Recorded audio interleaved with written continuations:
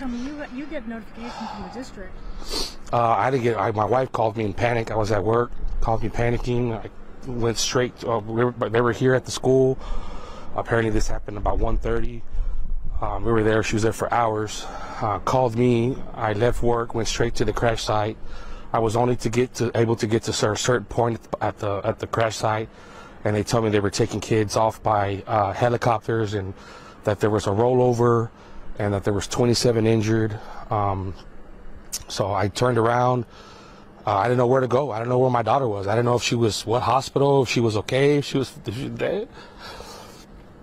It's tough, and it's scary as a dad. Our first field trip, and I'm just in disbelief. You read about this stuff, you see about it all over the TV, and you just don't think it's going to happen to you. She's just 4 years old, right?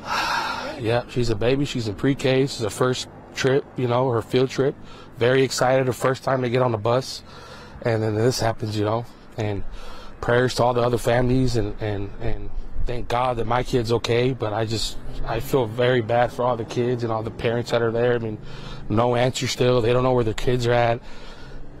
It's very frustrating, and I'm just in disbelief, honestly. I just don't know what to think right now. I'm just very glad, and I'm thanking God that my daughter's okay.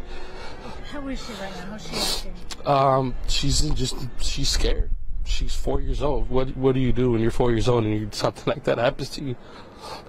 And she says she saw somebody there on the road, and it's scary, and I'm just in disbelief. I don't know what to say or how to feel right now or what to do.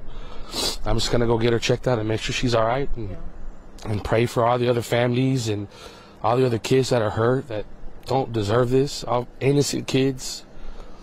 I don't know what to say. Right. What did you say to her right away? I'm sure the first thing you did was hug her. I cried like a little girl. Yeah. Cried like she's my baby girl, man. Could never imagine anything happening to her.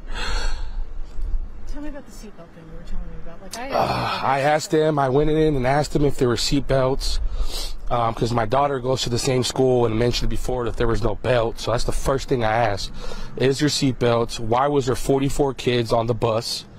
44 kids to one bus. How many seats are in there? How many kids per seat? How many seatbelts there are? And they assured me that there were seatbelts, but I just asked one of the first things I asked my daughter if she was wearing a seatbelt, and they make her put a seatbelt on, and she said no. So that's something you're going to sort out later. Absolutely 100%. Absolutely 100%. I'll hire the best lawyer, and we're going to figure this out. And I'm just worried about my daughter right now, and I'm worried about all the other families and all the kids that may not make it or may be affected by this. So very hard, but I gotta go home. I gotta take my daughter to the hospital, make sure she's okay. And yes, ma'am.